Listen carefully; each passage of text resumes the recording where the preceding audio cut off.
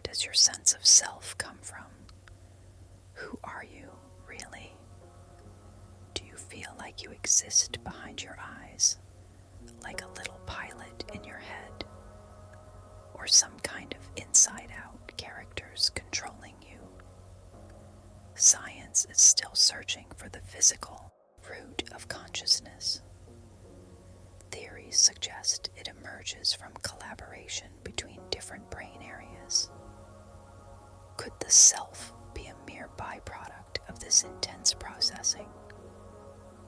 What if self-awareness, that uniquely human ability to be aware of our own consciousness, is the real mystery?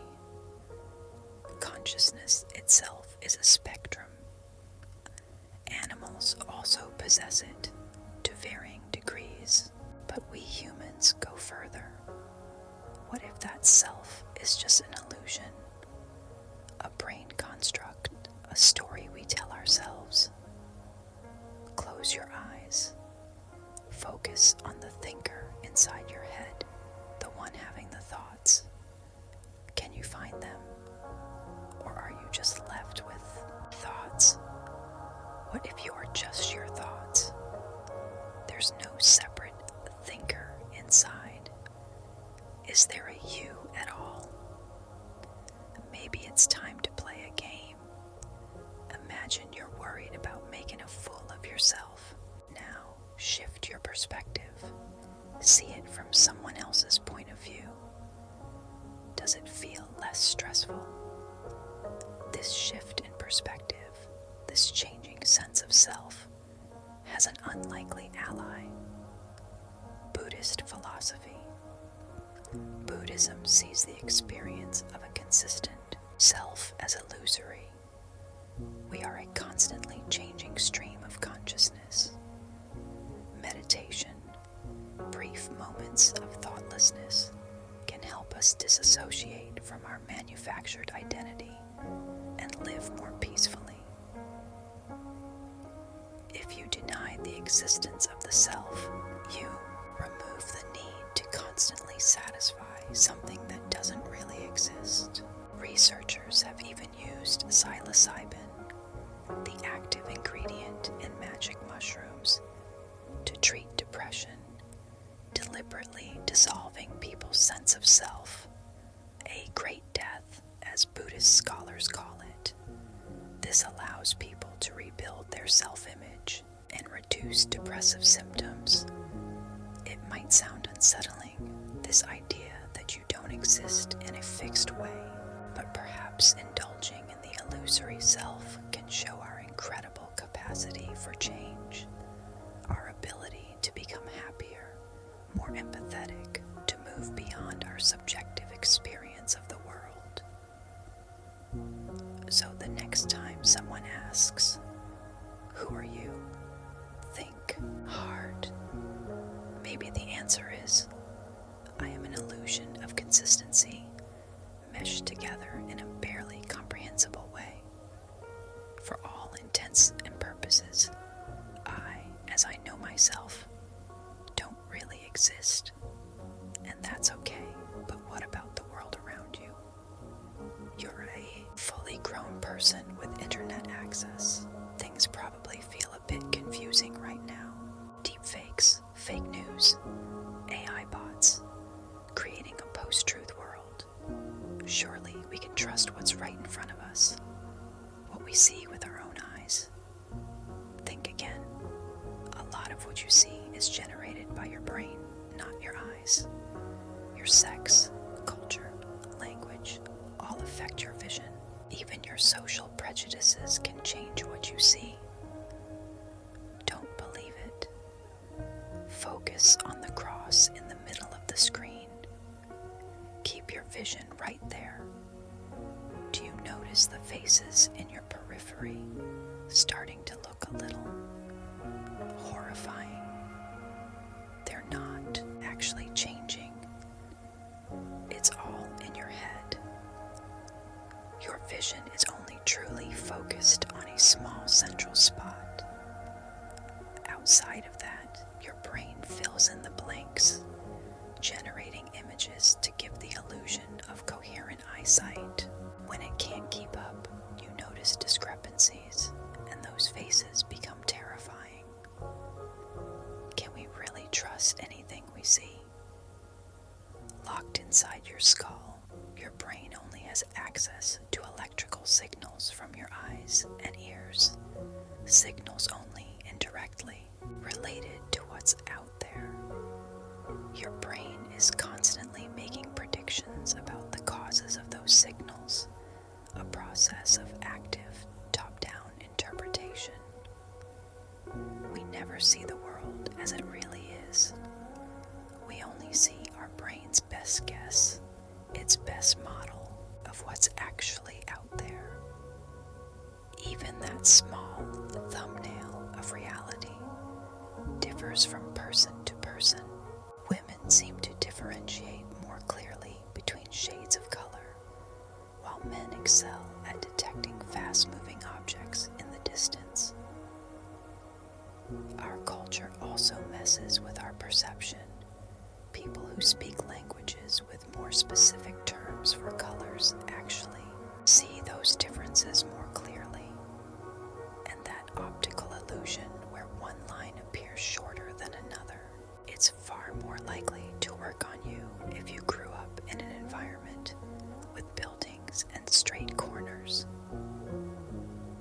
We like to think we're all seeing a fixed and universal reality, but our minds, our DNA, our cultural identity all contort our visual perception. Even something as fundamental as up and down can be flipped. In the 1930s, scientists forced subjects to wear upside-down goggles for weeks. Their brains adapted surprisingly quickly. The upside-down world became the norm. Our brain understands reality as what it's used to, not necessarily what's real. This poses serious problems for society. If we all see the world slightly differently, we're going to be biased in slightly different ways. And we won't even realize it, because the world seems to be the way it is to us. A complex cocktail of chemistry, culture, and commitment. But what exactly is it? And how can we define this elusive concept that has puzzled humanity for millennia? In the realm of science, love appears as a surge of hormones and nerve growth factors. Italian researchers discovered in 2005 that new couples experience a spike in certain proteins, but this chemical romance typically fizzles out after a year. Does this mean true love has an expiration date? Not quite. Erich Fromm, a renowned psychoanalyst, argued that love isn't just a feeling, it's an action. It's less about butterflies in your stomach and more about how you demonstrate affection and commitment. In this light, love transforms from a fleeting emotion into a practical, everyday choice. But let's zoom out. Anthropologically speaking, our modern concept of love, especially in Western societies, has economic roots. Dr. Laura Fortunato, an evolutionary anthropologist, suggests that monogamy in Eurasia emerged alongside agriculture about 12,000 years ago. Suddenly, passing down land became crucial, and voila, the seeds of marriage were sown. So is love just a clever ploy to ensure genetic survival? A glorified inheritance scheme dressed up in romantic novels and Disney films? It's both amusing and slightly depressing to consider, yet love remains multifaceted.